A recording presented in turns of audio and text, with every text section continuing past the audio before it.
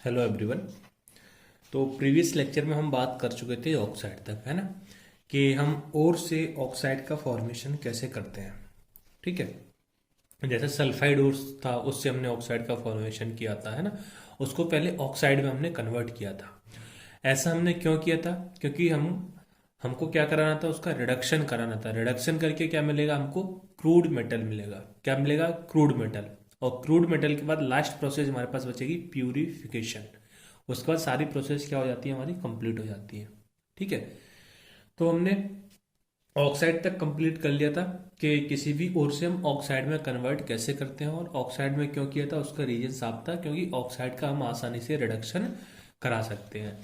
Clear है? तो आज हम सीखेंगे हम रिडक्शन कैसे करेंगे, है ना। तो आज का जो हमारा टॉपिक होगा वो है reduction of oxide, reduction of oxide into metal, into metal. Clear है?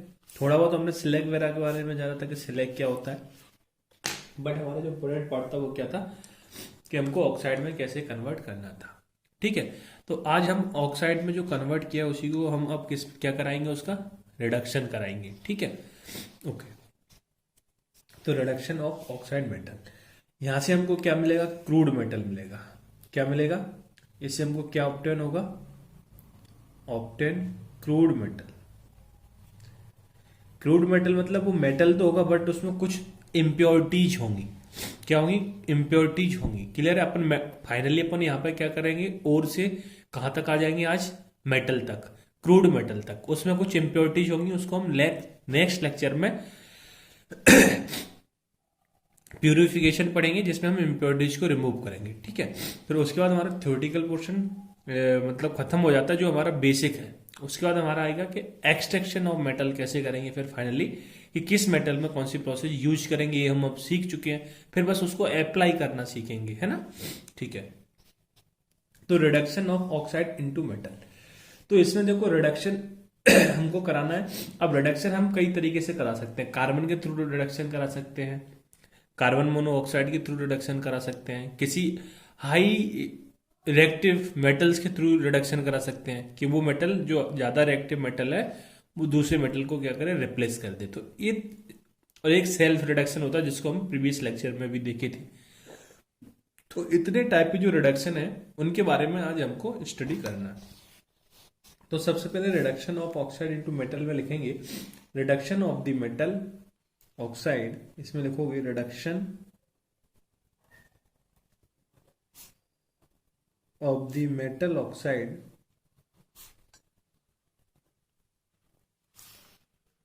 usually involves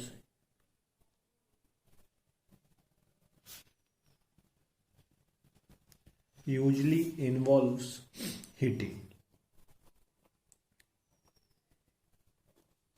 usually involves heating it with some other substance, it with some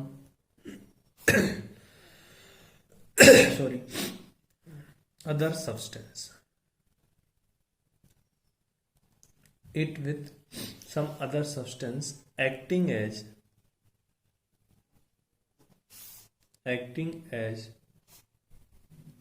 reducing agent, reducing agent. मतलब क्या हुआ कि हम रिडक्शन में क्या करेंगे, जो मेटल ऑक्साइड है उसको हीट करेंगे, किसके साथ? अदर सब्सटेंस के साथ, जो बिहेव करेगा किसकी तरह? रिड्यूसिंग एजेंट की तरह, है ना। सच एज वो आपके क्या होंगे, जैसे कार्बन हो सकता है, कार्बन मोनोऑक्साइड हो सकता है, हाइड्रोजन डेट इज H2 हो सकता है, और even another metal, another metal, है ना। और आपका कोई दूसरा मेटल भी हो सकता है ना। अनोदर मेटल कौन सा होगा? जो इससे ज्यादा रिएक्टिव होगा, तो जो इसको रिप्लेस कर सके, है ना। ये सारी चीजें हम देखेंगे जो इसमें लिख रहे हैं, सबके साथ रिएक्शंस देखेंगे। कैसे प्रोसेस हो रही है ना। नेक्स्ट पॉइंट में लिखेंगे the reducing agent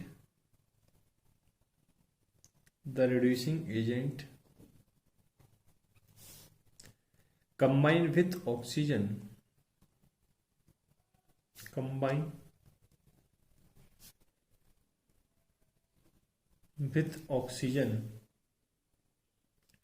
of metal oxide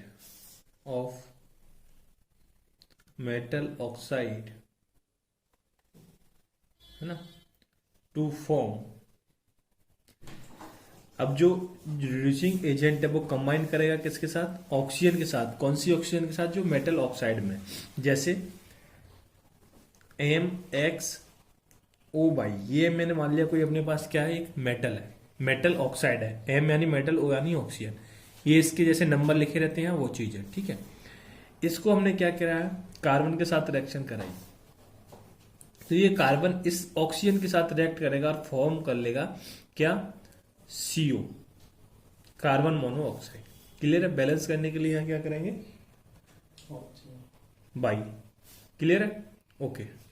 और यहाँ पे क्या बचेगा आपके पास, X मेटल X क्यों बोले, क्योंकि यहाँ MX है तो यहाँ के X, यानी कि आपके पास ये रिएक्शन देगा कौन, जब आप रिड्यूसिंग एजेंट को कंबाइन कराएंगे किसके साथ, ऑक्सीजन के साथ। क्लियर है, ओके।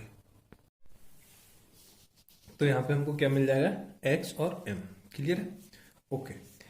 तो यानी कि इसको हम दूसरे वे में और क्या बोल सकते हैं, यहां पे हमने जो ऑक्साइड बनाया किससे था, या तो कैल्सिनेशन कराया था या फिर रोस्टिंग कराया था, यही कराया था ना, ठीक है। तो यहां से हम क्या बोल सकते हैं, और दूसरे वे में था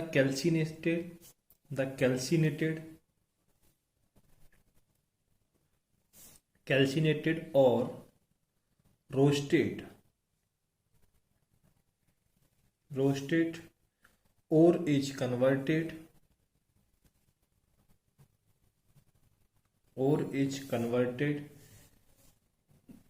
या फिर बोले और इज रिड्यूस, है ना, कन्वर्टेड से ऐसे क्या होगा, और is reduce to metallic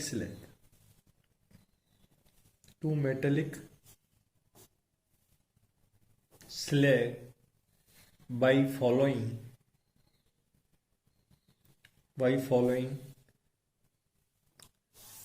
any of the given method,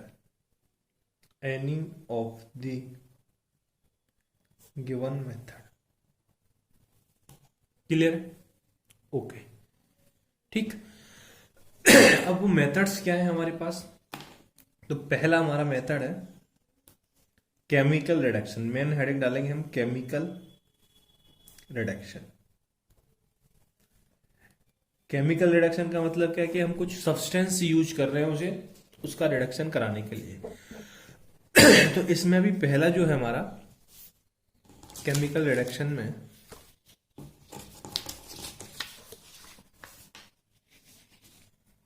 first वो है reduction by carbon. Reduction by carbon, कि हम कार्बन से कैसे रिडक्शन कराएंगे, और सबसे ज्यादा यही मेथड यूज किया जाता है, रिडक्शन बाई कार्बन, है ना। चाहो तो लिख लो मोस्ट वाइडली यूज, सबसे ज्यादा इसी का यूज किया जाता है ना रिडक्शन कराने में। तो इसमें लिखोगे this oxide of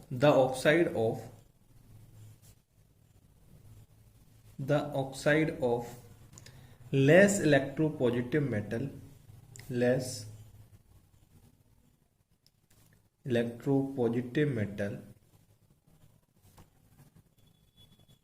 metal like FeZn, Pv, Sn, Cu, etc. clear, are reduced by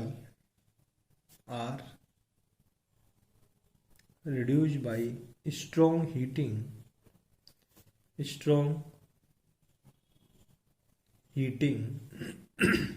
them with coal or coke, कोयला या फिर कोक कार्बन, है ना, बातें की है। Coke at high temperature,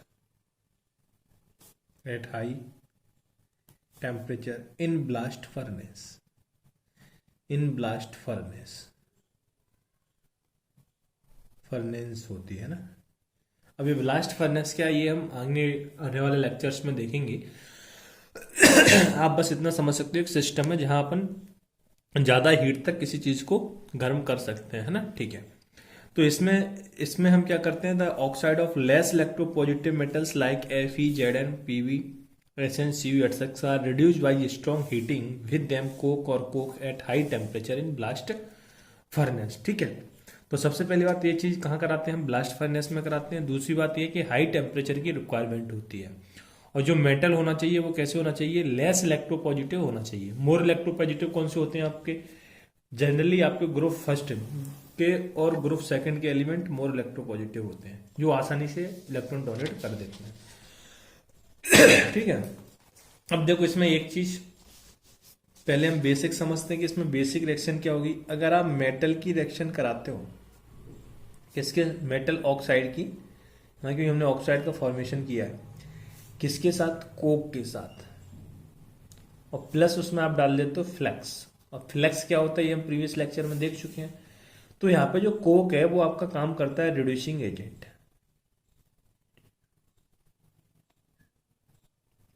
reducing agent की तरह।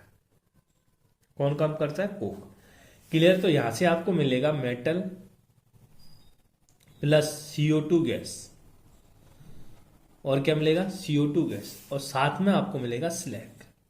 स्लैग क्या होता है ये हम देख चुके हैं प्रीवियस लेक्चर में, है ना, ठीक है।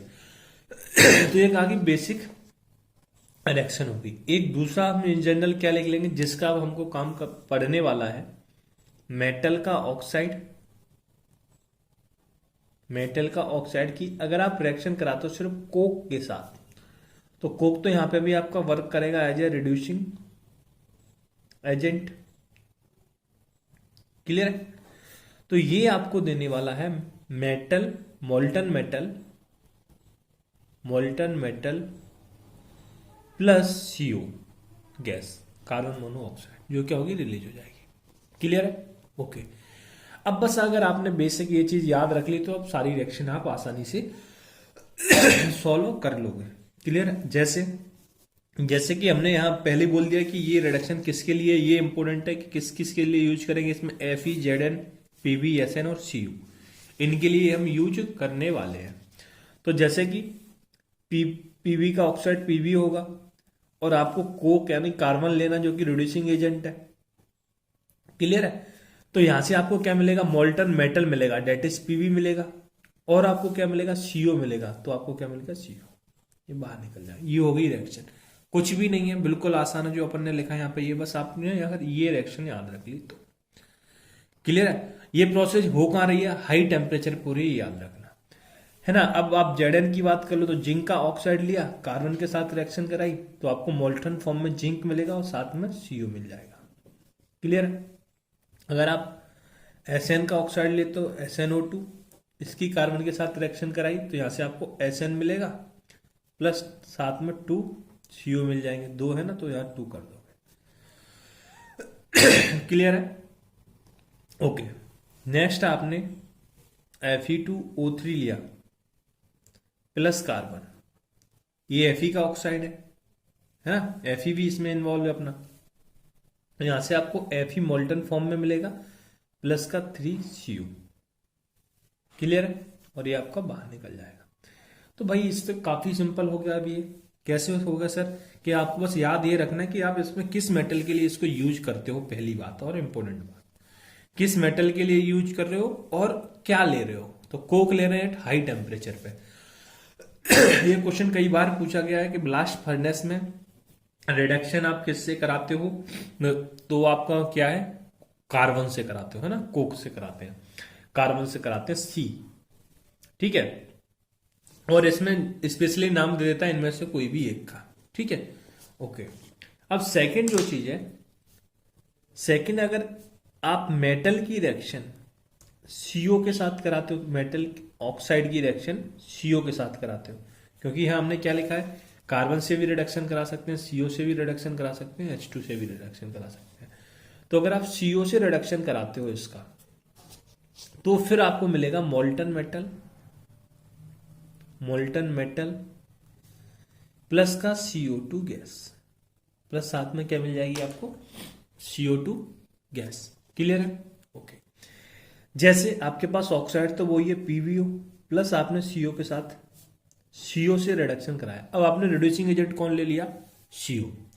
तो अब यहां से आपको मिलेगा molten metal that is Pb और CO2 गैस, ये बाहर निकल जाएगा।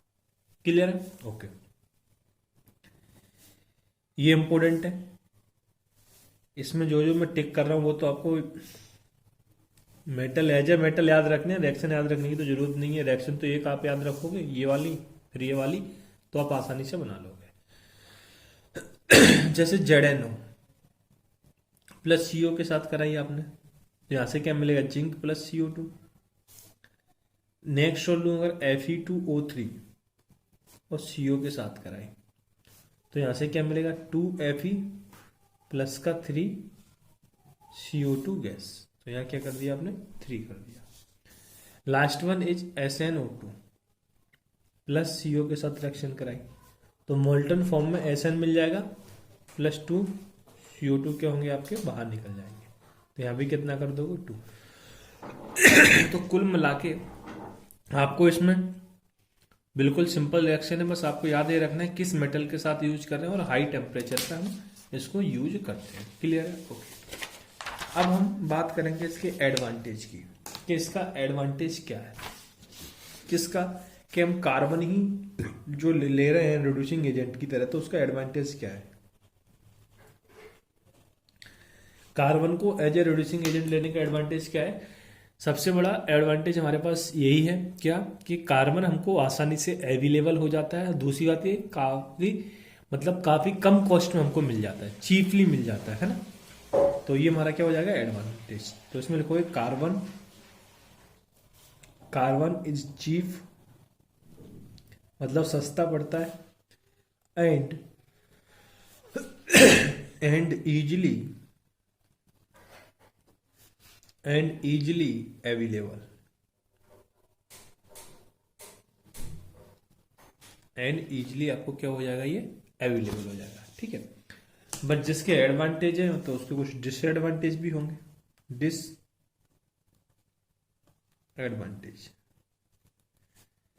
डिसएडवांटेज क्या है, कि अगर आप ज्यादा टेम्परेचर दे देते हो तो ये कार्बाइड का फॉर्मेशन कर लेता है मेटल ऑक्साइड के साथ, है ना। क्या बोला कि at high temperature some of the metal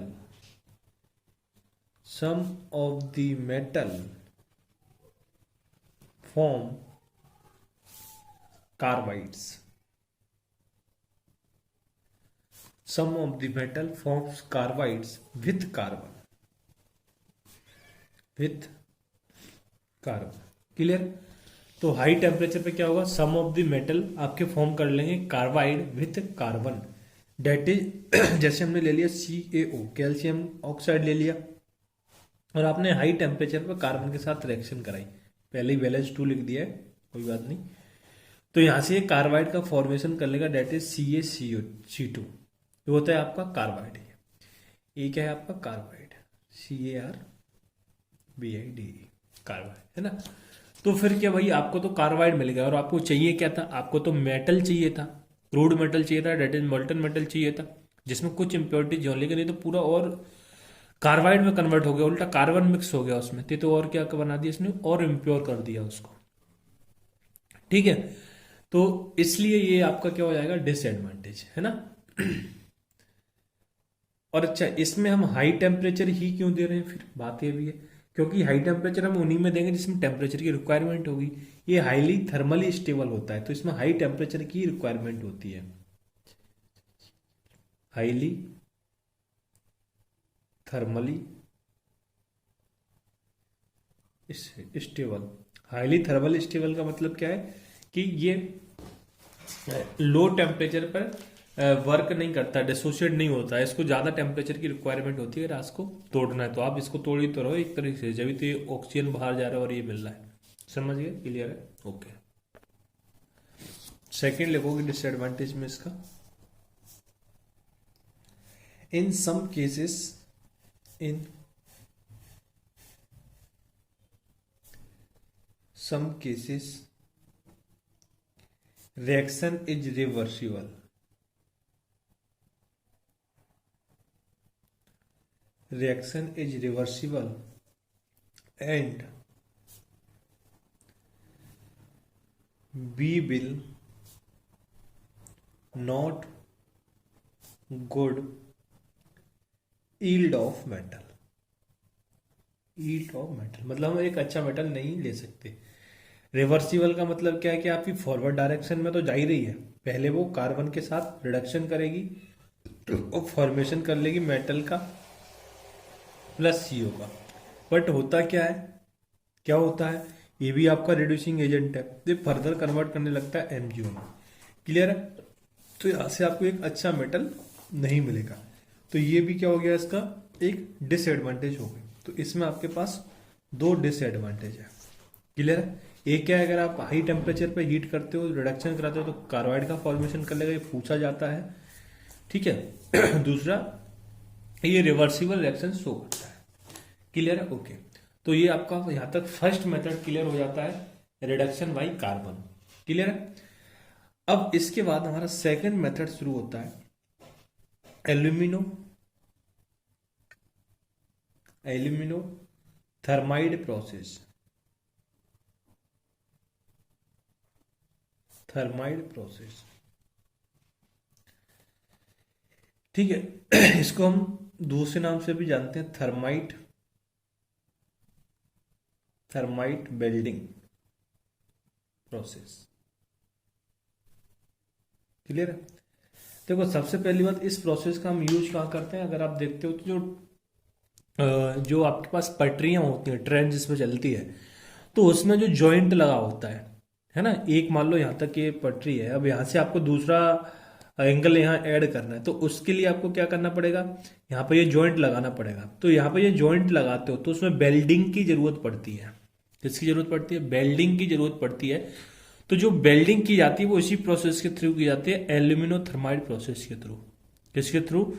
alumino थर्माइड process के थ्रू। क्लियर है? क्लियर है?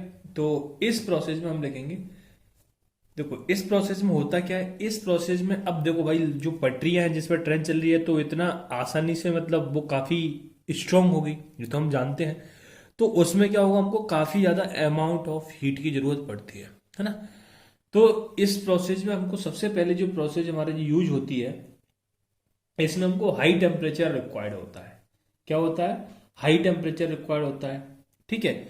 और इसमें जो हम यूज करते हैं एल्यूमिनियम को, उसको हम as a reducing agent use करते हैं। किसको? एल्यूमिनियम को। ठीक है।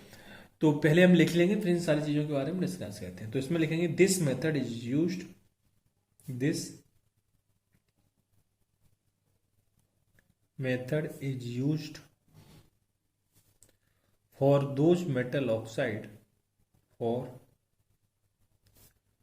those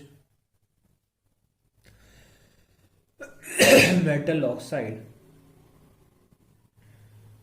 which required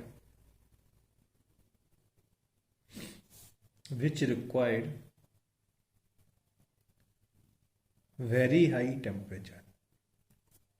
This method is used for those metal oxide which require very high temperature for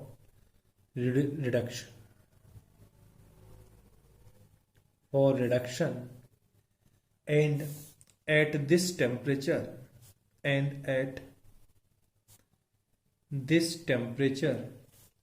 metal combined with carbon, metal combine with carbon, that is C, to form carbide, इस process में क्या होता है कि इस method में सबसे पहले हम हाई टेम्परेचर की रिक्वायरमेंट होती है रिडक्शन कराने के लिए। तो अभी हम पिछले उसमें ही देखें कि अगर हाई टेम्परेचर पर अगर आप कार्बन के साथ रिडक्शन करा रहे हो तो क्या होगा, कार्बाइड का फॉर्मेशन होगा। क्लियर है। तो फर्स्ट पॉइंट में क्या लिखा कि अगर आप हाई टेम्परेचर पर हम इसमें रिडक्शन कराते हैं और कार्बाइड का फॉर्मेशन करते हैं। ठीक है। आगे लाइन चेंज पैराग्राफ चेंज करके लिखेंगे, in this process in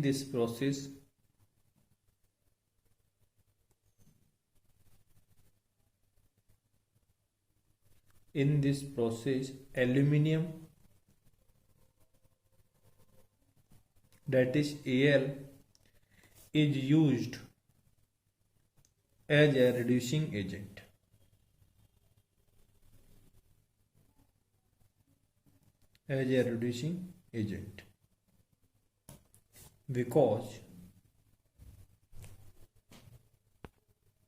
because अब बातें आती है कि हम इसमें एल्यूमिनियम रिड्यूसिंग एजेंट क्यों कर रहे हैं, क्योंकि देखो फर्स्ट पॉइंट में इसने साफ साफ बोल दिया कि इसमें हाई टेम्परेचर की रिक्वायरमेंट होती है। तो अगर आप कार्बन के साथ रिडक्शन कराते हो तो वो क्या कर लेगा, कार्बाइड का फॉर्मेशन कर लेगा। ये पिछले उसमें भी हम देख चुके हैं। ठीक है। तो इसलिए हम इसमें रिडक्शन कराने के लिए क्या यूज करने वाले हैं, एल्यूमिनियम। जब एल्यूमिनियम का यूज करेंगे तो वो आपका कार्बाइड का फॉर्मेशन नहीं करेगा। ठीक है। ओके। तो इसमें फर्स्ट पॉइंट लिखेंगे बिकॉज के बाद aluminium that is Al has high affinity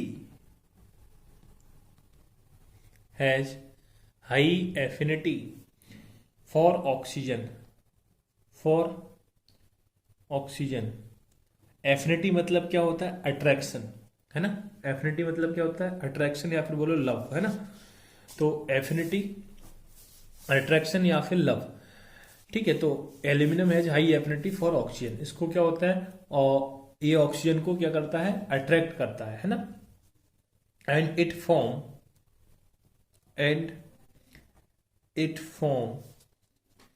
stable Al2O3 that is aluminium oxide. Clear है। ओके। अब ये हम जानते हैं अगर ये एल्यूमिनियम ऑक्साइड स्टेबल फॉर्म हो रहा है, डेट मीन्स ये कैसी रिएक्शन होगी, एक्सोथर्मिक रिएक्शन होगी। कैसी होगी, एक्सोथर्मिक रिएक्शन होगी। और हमको इस रिएक्शन में जरूरत भी किसकी है, हाई टेम्परेचर की जरूरत है। ठीक है। तो ये हमारे लिए और फेवरेबल हो गया कि हमको हीट भी मिल जा रही है यहां से। ठीक है। तो हम इसमें रिडक्शन के लिए कार्बन का यूज नहीं करेंगे। कार्बन का यूज क्यों नहीं करेंगे, क्योंकि कार्बन के साथ ये कार्बाइड का फॉर्मेशन कर लेगा। क्यों करेगा, क्योंकि हाई टेम्परेचर की रिक्वायरमेंट होती है इस प्रोसेस में। तो इसमें हम रिड्यूसिंग एजेंट की तरह एल्यूमिनियम यूज करेंगे। और एल्यूमिनियम यूज क्यों करेंगे, क्योंकि उसका ऑक्सीजन से एफिनिटी होती है, लव होता है, अट्रैक्शन होता है। तो वो एक स्टेबल ऑक्साइड का फॉर्मेशन करता है। जब स्टेबल ऑक्साइड का फॉर्मेशन हो रहा है तो इसमें रिएक्शन कैसी होगी, आपकी एक्सोथर्मिक रिएक्शन होगी। और एक्सोथर्मिक रिएक्शन में क्या होती है, हीट रिलीज होती है। क्लियर है। ओके। सेकेंड पॉइंट लिखेंगे, this process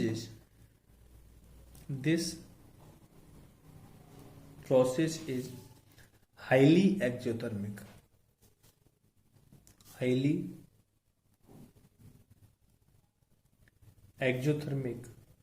that is large amount of heat is evolved. Large amount of heat is evolved which can be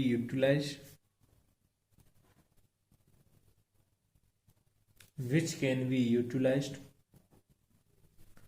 for some useful purpose. Clear है। तो इससे दो फायदा होगा, एक तो कार्बाइड का फॉर्मेशन नहीं हुआ, दूसरी बात कि इसमें आपका स्टेबल Al2O3 का फॉर्मेशन होगा, जिससे हीट रिलीज होगी, उसको अपन यूज कर लेंगे। क्लियर है। ओके। अगर हम इसका सिस्टम देखें कि ये काम कैसे करता है, तो एक रफली एक हम सिस्टम बनाते हैं। जैसे मान लो ये कोई मेरे पास कंटेनर टाइप में, ठीक है, और इसमें मैंने क्या, सैंड भर रखी है। सैंड मतलब रेती। पहले मैं इसको बना दूं। और ये ठीक है, यहाँ मैंने ये कोई मिक्सचर भर रखा है ये, ठीक है। इसको मैं बोल रहा हूँ, इसको मैं बोल रहा हूँ क्या, इग्निएशन मिक्सचर। इग्निएशन मिक्सचर ये आपका किसका होगा, BaO2 प्लस का Mg का मिक्सचर है। और इससे मैंने एक रिबन लगा रखा है, ये रिबन आपका है Mg रिबन, मैग्नीशियम रिबन, ठीक है। और यहां मैंने ये क्या भर रखी है, पूरा सैंड भर रखी है। ये आपकी क्या है, सैंड यानी रेती। क्लियर है, ओके। और इस मिक्सर के साथ साथ इधर जो मैंने फिल कर रखा है, ठीक है, जो इसमें भी है, ठीक है, वो हमने कर रखा है thermite mixture, thermite mixture. Clear, okay. अब देखो ये प्रोसेस हमारे काम कैसे करती है। हमने ये Mg रेवन क्यों लिया है, क्योंकि इसमें अगर हम आग लगाएंगे तो ये आसानी से जल जाएगा। क्लियर है, ये जलेगा तो ये थर्माइड मिक्सचर है, ये भी आपका क्या करने लगेगा, बर्न करने लगेगा, ठीक है। तो पहले रिएक्शंस के थ्रू समझते हैं कि सबसे पहले हमारा काम होगा रेवन को जलाना। आप रेवन को जलाओगे तो ये जो मिक्सचर आपने भरा है, इग्निनेशन मिक्सचर, BaO2 प्लस Mg, ये आपको फॉर्म कर लेगा BaO प्लस का MgO प्लस आपका ये क्या करेगा, यहां से हीट रिलीज करेगा। क्या करेगा, हीट रिलीज करेगा। अब ये जो हीट रिलीज हो रही है, इससे आपका जो थर्माइड मिक्सचर है, थर्माइड मिक्सचर जैसे Cr2O3 प्लस का एल्यूमिनियम, ये जो थर्माइड मिक्सचर है इस हीट को यूज करेगा और खुद क्या होने लगेगा, क्या करने लगेगा, आग पकड़ने लगेगा। किसकी वजह से, इस हीट की वजह से। और ये कन्वर्ट हो जाएगा Cr में प्लस का Al2O3। क्लियर है, ओके। तो ये यहां पे फिर से एल्यूमिनियम Al2O3 मिल गया। अब ये तो हमने पहले ही बोला और ज्यादा स्टेबल है, तो ये क्या करेगा, आपका और ज्यादा हीट रिलीज करेगा। तो हमको जितने हीट की रिक्वायरमेंट है उतना हमको यहां से मिल जाएगी, पहली बात। दूसरी बात, यहां मैंने क्रोमियम का ऑक्साइड लिया तो आपको क्रोमियम मिल गया। अगर मैं यहां पे आयरन का ऑक्साइड लेता, डेट इज Fe2O3, और एल्यूमिनियम के साथ रिएक्ट कराता, थर्माइड मिक्सचर का मतलब आप जिस मेटल को अचीव ऑब्टेन करना चाहते हो उसका ऑक्साइड लेना है एल्यूमिनियम के साथ, है ना। तो मैंने इसका एल्यूमिनियम के साथ रिडक्शन ही कराएंगे, तो यहां से आपको क्या मिल जाएगा, Fe प्लस का Al2O3। तो यहां पे भी देखो आपको हर उसमें रिडक्शन में क्या मिलेगा, Al2O3, जिससे हीट रिलीज होगी और वो प्रोसेस आपकी कैरी आउट होती रहेगी। थर्माइड मिक्सचर का मतलब क्या है, आपको जिसका क्या कराना है, रिडक्शन कराना है, या जिसका जो मेटल आपको ऑब्टेन करना है उसी का ऑक्साइड लेना है, प्लस Al एल्यूमिनियम के साथ, जो कि आपका रिड्यूसिंग एजेंट है, पहली बात। दूसरी बात, हमने इसमें ये सैंड क्यों भर रखी है, सैंड इसलिए भर रखी है जिससे कि हमारी जो हीट रिलीज हो रही है वो वेस्ट ना जाए, है ना, उसको हम क्या कर पाए, यूज कर पाए। इसलिए हमने क्या कर रखा है, यहाँ पे सैंड को, डेट इज रेती को हमने क्या रखा है, इसमें भर रखा है। क्लियर है, क्योंकि ये हीट को बाहर जाने से रोकने का काम करेगी। तो ये एक सिंपल सी प्रोसेस है हमारी एल्यूमिनोथर्माइड प्रोसेस, जो कि इंपोर्टेंट है। इंपोर्टेंट क्या है इसमें, कि इसमें हम एज ए रिड्यूसिंग एजेंट क्या यूज करते हैं, एल्यूमिनियम। इतनी सी बात इसमें क्या है आपकी इंपोर्टेंट है, और हाई टेम्परेचर पर करते हैं, ठीक है। अब इसके बाद जो नेक्स्ट है हमारा सेल्फ रिडक्शन। रिडक्शन का कौन सा, एक सेल्फ रिडक्शन, कि सेल्फ रिडक्शन भी होता है। वैसे तो मैं आपको सेल्फ रिडक्शन बता चुका हूं, बट यहाँ थोड़ा और डिटेल में हमको समझने की कोशिश करेंगे। बाकी चीजें तो वही हमको पढ़ना है जो हम देख चुके हैं, है ना। बट हम रिडक्शन जब एक साथ पढ़ रहे हैं तो यहाँ पे भी उस चीज को देख लेंगे, ठीक है। तो इसमें होता क्या है, कुछ और होती हैं जो क्या करती हैं, सेल्फ रिडक्शन शो करती हैं, या फिर हम दूसरे वे में बोले कि उनका कंप्लीटली ऑक्साइड में कन्वर्ट नहीं होती, तो वो रिमेनिंग बचती है ना, वो उस ऑक्साइड के साथ क्या करती हैं, आपका रिडक्शन शो करने लगती हैं। जैसे कि हमने देखा था रिडक्शन प्रीवियस लेक्चर में ही देखा है ना। हालांकि हम यह बात करते हैं सेल्फ रिडक्शन, तो सेल्फ रिडक्शन में आप लिखेंगे certain ores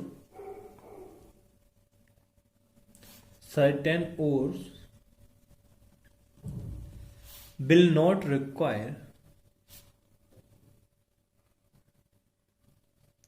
certain or will not require any reducing agent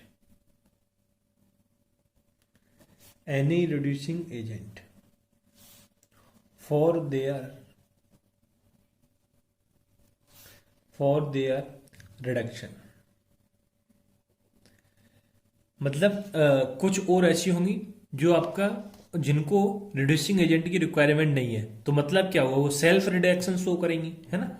तो सर्टेन और will not require any reducing agent for their reduction, है ना। वो और कौन सी थी हम देख चुके हैं पहले, कॉपर था, एचजी की ओर थी और पीवी की ओर थी। ये तीनों को हम पहले ही देख चुके हैं ना, ठीक है। तो अब इसकी प्रोसेस कैसे होती है, तो आप यहां से लिखोगे देयर सल्फाइड और आर देयर सल्फाइड और, जैसे सल्फाइड और इसकी क्या हो जाएगी, पीबीएस, है ना। सल्फाइड और आर पार्शियली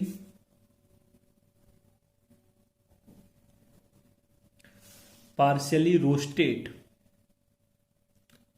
हम देख चुके हैं पहले ही, रोस्टेड क्या होता है, to give oxide, partially roasted to give oxide. Partially roasted का मतलब क्या है कि जो आपका सल्फाइड ओर है वो कंप्लीटली ऑक्साइड में कन्वर्ट नहीं हुआ, अभी कुछ ना कुछ सल्फाइड ओर बचा हुआ है ना, टू ऑक्साइड, है ना। आगे लिखोगे these oxide is now reduced to the metal,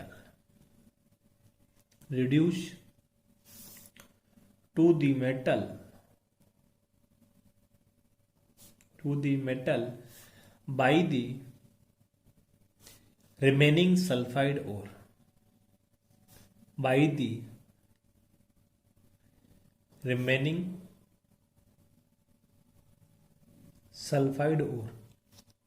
अब ये रिड्यूस किससे हो रही है, जो रिमेनिंग आपके पास सल्फाइड और बचा हुआ है ना, और at elevated temperature, elevated temperature का मतलब हाई टेम्परेचर पे, है ना। In the absence of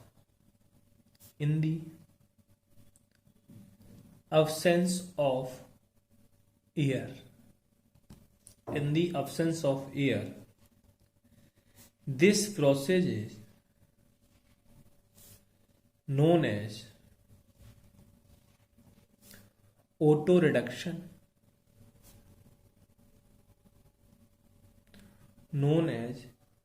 reduction, or self reduction,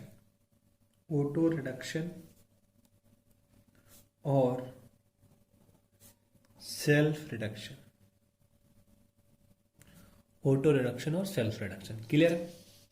अब जैसे हम पहले देखते हैं सेल्फ रिडक्शन किसका, सेल्फ रिडक्शन पीवी का। तो अगर हम सेल्फ रिडक्शन की बात करें तो हमने बोली जो सल्फाइड और मतलब पीवीएस, पहली एक इसका क्या होता है, रोस्टिंग होती है, कहां पर, हाई टेम्परेचर। तो रोस्टिंग में तो हम क्या करते थे, ऑक्सीजन के साथ रिएक्शन कराते थे, और कैल्सिनेटेड में अब्सेंस ऑफ ऑक्सीजन या फिर लिमिटेड सप्लाई ऑफ ऑक्सीजन कराते थे। तो ये आपका कन्वर्ट हो जाता है पीवीओ में, प्लस हमने देखा था रोस्टिंग में जो सल्फाइड हो रहा है उससे SO2 निकलता है, ये हम पहले ही देख चुके हैं जब ऑक्साइड का हमने फॉर्मेशन किया था, क्लियर है। तो यहाँ 2 कर दिया बैलेंस करने के लिए, यहाँ पे अभी 2 और यहाँ पे अभी 2, 6, 3, क्लियर है। अब लेकिन इसमें होता क्या, ये हाई टेम्परेचर पर हो रही है, कंप्लीटली जो आपका सल्फाइड ओर है वो आपका पीवीओ में कन्वर्ट नहीं हो रहा है, कुछ बच जा रहा है, मतलब पार्शियली हो रहा है। तो भाई जो बच गया उस पीबीएस के साथ ये जो पीवीओ मतलब आपका ऑक्साइड फॉर्म हुआ है वो कन्वर्ट हो जाएगा पीबी में, प्लस फिर से SO2 बाहर निकल जाएगा, क्लियर है, ओके। तो अब यहां से आपको क्या मिल गया, पीबी मिल गया। डेट मीन्स इसी को हमने क्या बोला, सेल्फ रिडक्शन, कि इसको किसी और रिड्यूसिंग एजेंट की जरूरत नहीं है भाई, इनिशियली जो ओर है उसी से इसका काम हो जा रहा है, क्लियर है। यानी कि इस ओर को किसी और रिड्यूसिंग एजेंट की जरूरत नहीं है रिडक्शन शो करने के लिए, एक खुद का ऑक्साइड बनाती है, उसी ऑक्साइड के साथ रिडक्शन शो कर देती है और अपना मेटल फॉर्म कर लेती है, क्लियर है, ओके। अब ऐसे ही हमने रिडक्शन देखा था किसका, सीयू का,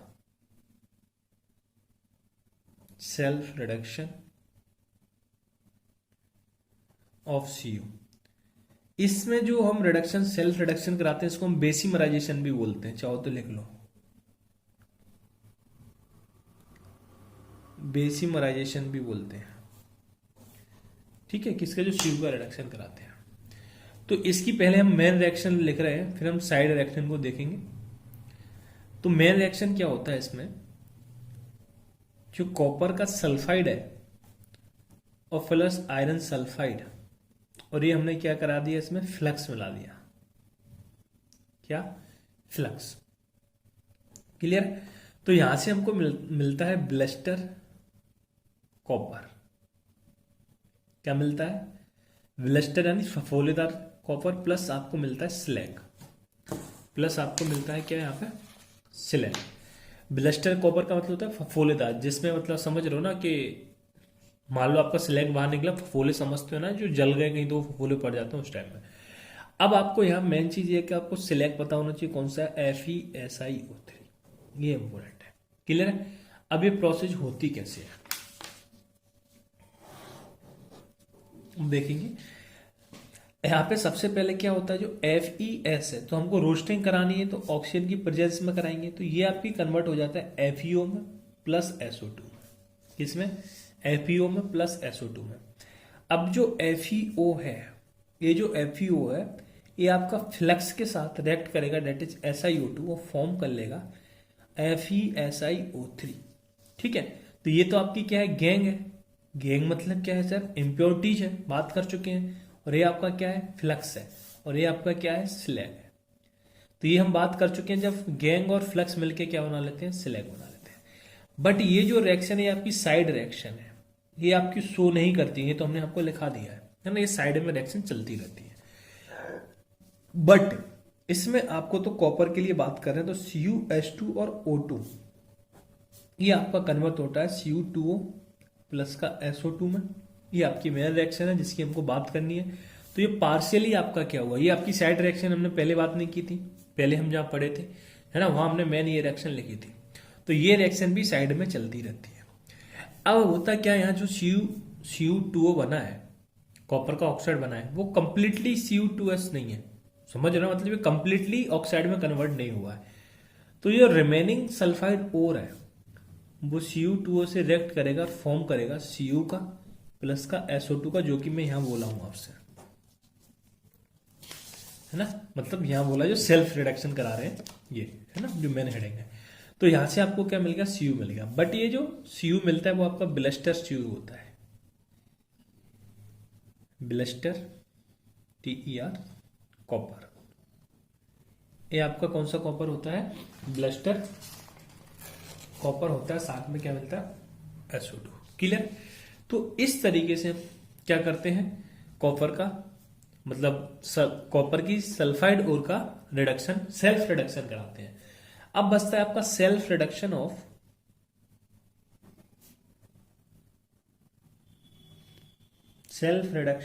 Hg। Hg का सेल्फ रिडक्शन तो पहले तो आपको रोस्टिंग ही करानी है, क्योंकि आपको ऑक्साइड में ही कन्वर्ट कराना है। तो ये HgO बनाएगा प्लस साथ में SO2। बट ये पार्शियली हुआ है, तो पार्शियली हुआ है तो ये फिर से HgS के साथ रिएक्ट करेगा और कन्वर्ट हो जाएगा फिर से Hg प्लस का SO2। 3 है तो 3 कर दो। क्लियर है, ओके। तो यहां से भी आपको क्या मिल गया, Hg मिल गया।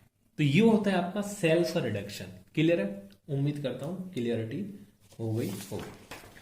अब इसके बाद आता है आपका क्या,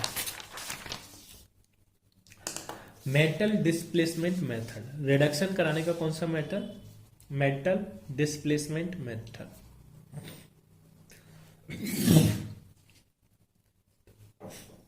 मेटल डिस्प्लेसमेंट, काफी आसान चीजें हैं अब तो ये मेथड, है ना। मेटल डिस्प्लेसमेंट मेथड, नाम से ही पता चल रहा है कि मेटल का क्या कराना है, डिस्प्लेसमेंट कराना है। मतलब एक मेटल्स को दूसरा मेटल क्या कर देगा, रिमूव कर देगा। रिमूव कर देगा दैट मीन्स कि उसको रिप्लेस कर देगा। और कौन करेगा, जो ज्यादा रिएक्टिव होगा वो कम रिएक्टिव वाले को रिप्लेस कर देगा। सीधा सा ये बोलो, क्लास में आप बैठे हुए किस बेंच पे बैठा है, ठीक है भाई, ये बंदा पतला दुबला है, एक मोटा सा बंदा आ गया ये यहां से। अब ये क्या करेगा भाई, आगे इसको जबरदस्ती क्या कर देगा, रिप्लेस कर देगा। अगर क्लास में टीचर नहीं है तो, है ना, क्या कर देगा, इसको रिप्लेस कर देगा। भाई ज्यादा मोटा तगड़ा है तो टीचर भी क्या बोलेगा, टीचर खुद डर जाएगा उससे, है ना। तो क्या करेगा, इसको रिप्लेस कर देगा। तो रिप्लेस कौन करेगा, जो ज्यादा रिएक्टिव होगा, है ना, ठीक है। तो अब मेटल डिस्प्लेसमेंट मेथड की बात करें तो इसमें लिखेंगे it is normally used, it is normally used in hydrometallurgy, in hydrometallurgy,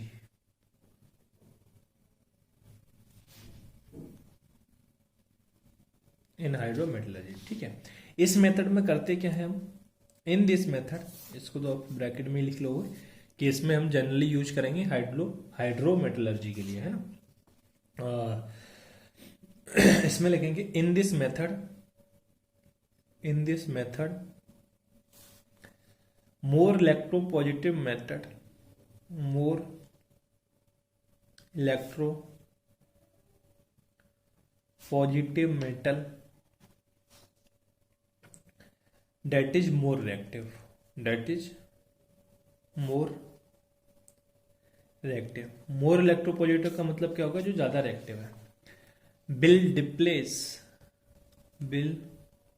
displace less electropositive matter, less electropositive metal। Less electropositive metal का मतलब क्या होगा, that is less reactive, less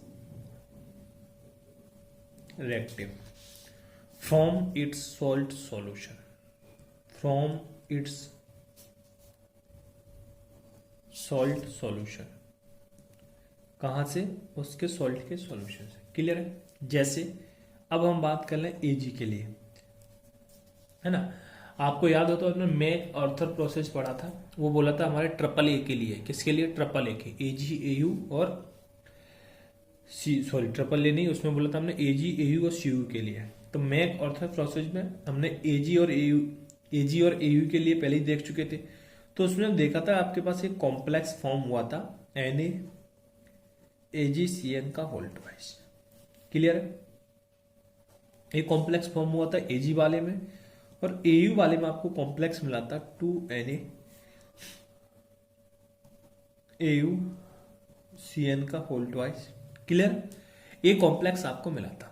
तो भाई इसकी रिएक्शन अगर हमने जिंक के साथ कराई थी, अगर नहीं कराई थी, तो जिंक क्या है, ज्यादा इलेक्ट्रोपॉजिटिव है एज कंपेयर टू एजी। पहली बात, डेट मीन्स जिंक ज्यादा रिएक्टिव है एज कंपेयर टू एजी।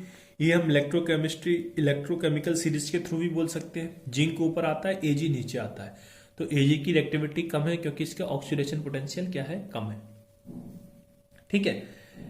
तो ये फॉर्म करेगा Na2ZnCN का होल 4, और साथ में आपको क्या दे देगा यहां से एजी, तो आपको एजी मिल गया। ठीक है।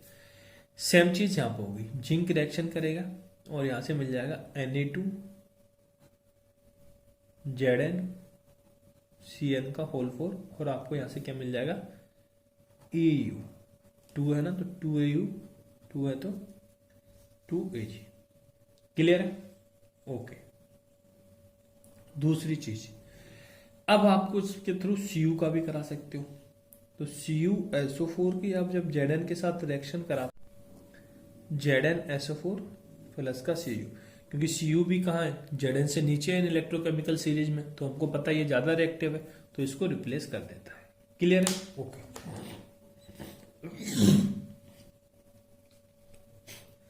तो ये हमारी बात हो गई मेटल डिस्प्लेसमेंट मेथड की। ठीक है। अब नेक्स्ट है आपका रिडक्शन किसके द्वारा, अनदर मेटल के द्वारा। ये सब हम लिखे थे स्टार्टिंग में, है ना, कि reduction by other metal, by other metal. Other metal से रिडक्शन कैसे करेंगे, जैसे मैं TiCl4 ले लिया ना, टेट्रालियम का क्लोराइड ले लिया, टाइटेनियम का क्लोराइड ले लिया, और इसकी रिएक्शन करा दी मैंने अदर मेटल जैसे Mg के साथ। तो ये क्या करता है, इसको रिप्लेस कर देगा, तो ये Ti मिलेगा और आपको फॉर्म कर लेगा MgCl2 4n, तो यहाँ 2 से मल्टीप्लाई कर दिया। अब ये वाली रिएक्शन आपको याद रखना है, इसकी मैं याद रखने की बोलूंगा, है ना। इसकी प्रोसेस का नाम होता है कैरोल्स प्रोसेस। ये आपको प्रोसेस का भी नाम याद रखना है। क्लियर है? ओके। अब नेक्स्ट हमने बात की थी इलेक्ट्रोलाइटिक रिडक्शन। लास्ट रिडक्शन है इलेक्ट्रोलाइटिक रिडक्शन। बात याद है सर, रिडक्शन से क्वेश्चंस कैसे आएंगे। देखो, क्वेश्चन बोर्ड में तो नहीं आना है, बोर्ड का आपका है ही नहीं है, एनसीईआरटी का है, महाराष्ट्र बोर्ड में नहीं है। तो इसमें से क्वेश्चन अब आपसे देखो ऐसे ही बनेंगे, ऐसे आपको पूछ लेगा कि सेल्फ रिडक्शन किसका होता है, तो उसमें आपको जो 3 नाम लिखा है वो दे देगा, तो आपको वो तीनों पता होना चाहिए कि सेल्फ रिडक्शन इनका होने वाला है। एल्यूमिनियम थर्माइट प्रोसेस में हम किस का रिड्यूसिंग एजेंट लेते हैं, एल्यूमिनियम का लेते हैं। हम वो क्यों लेते हैं ये भी आ सकता है, क्योंकि एंडोथर्मिक होती है रिएक्शन, एक्जोथर्मिक होती है ना, तो वो एक्जोथर्मिक होती है इसलिए लेते हैं। तो आपको इतना लंबा चौड़ा रटने की जरूरत नहीं है, एक बार सिंपली रीड करो, 1-2 बार रीड करो चीजों को, बस समझो कि हम किस में क्या ले रहे हैं, वो चीज आपको याद रखनी है। पूरा याद रखने की रटने की जरूरत नहीं है। अब इलेक्ट्रोलाइटिक रिडक्शन, तो इलेक्ट्रोलाइटिक रिडक्शन का तो आपको पता है, एनोड कैथोड की प्रोसेस कराते हैं इसमें, है ना। तो इसमें लिखेंगे this process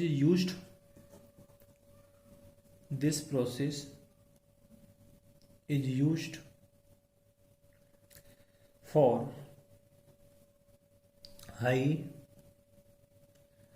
highly electropositive element, highly electropositive element। Electropositive element आपके हाईली कौन से होंगे, ग्रुप फर्स्ट के और ग्रुप फर्स्ट ए और सेकंड ए, और आपका एल्यूमिनियम। इसमें भी आपको सोडियम वाला, मैग्नीशियम वाला और एल्यूमिनियम, ये 3 आपके लिए इंपॉर्टेंट है इन ग्रुप में भी, है ना। ठीक है, पता है ना, ये आपका ग्रुप फर्स्ट का है, ये ग्रुप सेकंड बोलते हैं, ये ओल्ड कन्वर्जन के थ्रू फर्स्ट ए और सेकंड ए हमने लिखा है, ये एल्यूमिनियम है ना, Al। ये 3 आपके लिए क्या है, इंपॉर्टेंट है। ठीक है,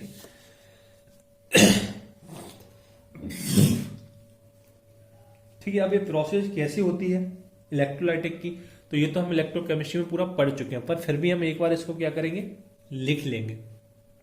क्या करेंगे भाई, लिख लेंगे। तो इसमें लिखोगे electrolysis of molten salt, electrolysis में बोल रहा हूं, है ना, इसको लिख लेंगे आप। Electrolysis of molten salt of metal is carry out, electrolysis of molten salt of metal is carried out in large electrolytic tank, in large electrolytic tank,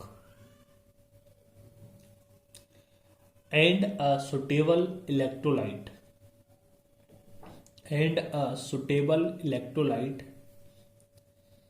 is also added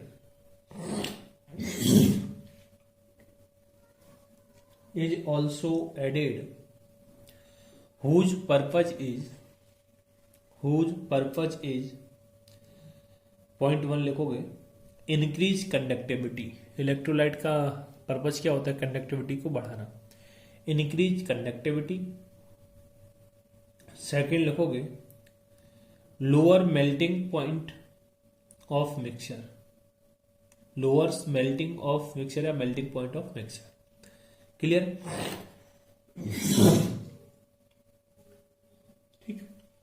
तो मैं एक बार रिपीट कर दे रहा हूं पूरा।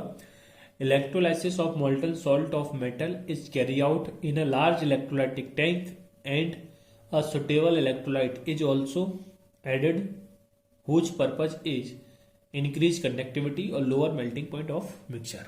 ठीक है, अब इसमें जैसे हम एक एग्जांपल समझ लेते हैं। जैसे हमने डाउन्स प्रोसेस पढ़ा था। डाउन्स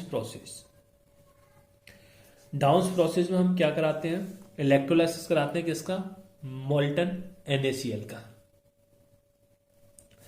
क्या कराएंगे हम, इलेक्ट्रोलाइसिस कराएंगे। डाउन्स प्रोसेस में क्या कराते हैं, electrolysis of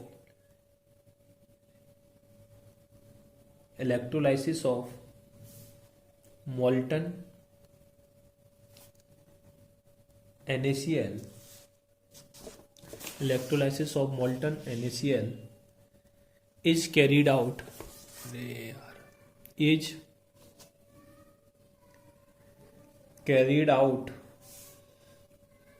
by adding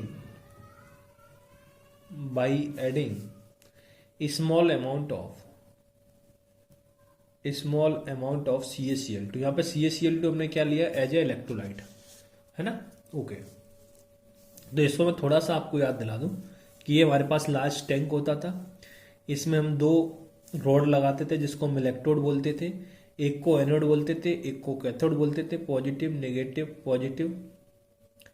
negative. जो कैथोड होता था वो नेगेटिव चार्ज होता था, एनोड होता था वो पॉजिटिव चार्ज होता था।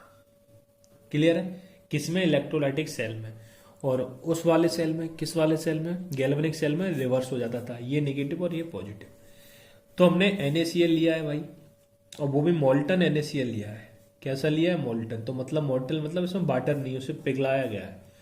तो इसमें Na+ और Cl- 2 टाइप के आयंस हैं। मतलब इसमें आपका NaCl मोल्टन फिल है, तो इसमें Na+ और Cl- है। तो Cl- कहाँ जाएगा, प्लस पे जाएगा, माइनस प्लस से अट्रैक्ट होगा, प्लस माइनस वाले से अट्रैक्ट होगा। क्लियर है, ओके। तो इसको हम बोलते हैं एनोड और राइट साइड को बोलते हैं कैथोड। कुछ याद आ रहा होगा इलेक्ट्रोकेमिस्ट्री का। तो भाई एनोड पे क्या होता है, यहां से जो Cl- है वो जाके ऑक्सीडाइज हो जाती है। ऑक्सीडाइज मतलब ये यहाँ पे -1 ऑक्सीडेशन स्टेट से 0 ऑक्सीडेशन स्टेट में जा रही है। मतलब ऑक्सीडाइज का मतलब 2 इलेक्ट्रॉन रिमूव होना। 2 Cl की बात कर रहा है, एक Cl 1 इलेक्ट्रॉन रिमूव करेगी, 2 कितने करेगी, 2 करेगी। तो ऑक्सीडेशन में होता ही क्या, अपना रिमूवल ऑफ इलेक्ट्रॉन, है ना। ओके, ठीक है, ये मिलता है आपको बाई प्रोडक्ट होता है। क्लियर है। और कैथोड पे क्या होता है, जल्दी बोलो। जो Na+ है वो जा रहा है, देखो कैथोड पे, और क्या हो रहा है, वो इलेक्ट्रॉन गेन कर रहा है। अब यहाँ 2 इलेक्ट्रॉन रिलीज हुए तो अपन 2 इलेक्ट्रॉन गेन कर लेंगे तो कन्वर्ट हो जाएगा Na सॉलिड में, 2Na सॉलिड में। 2Na मैंने इसलिए लिया जैसे इलेक्ट्रॉन बैलेंस हो जाए, है ना। एक लेते तो आपको एक ही इलेक्ट्रॉन की जरूरत पड़ती, तो बैलेंस रिएक्शन करने के लिए मैंने लिया। ये आपका होता है मेन प्रोडक्ट। क्लियर है, ओके। तो ये चीज आपको पता होना चाहिए। अगर यहाँ मैं एक्वस NaCl लेता तो आपका मेन प्रोडक्ट क्या होता, NaOH। क्लियर है, ये चीज मैं आपको बता चुका हूं वहां पे। तो यहां तक हमारा रिडक्शन की सारी प्रोसेस कंप्लीट हो जाती है।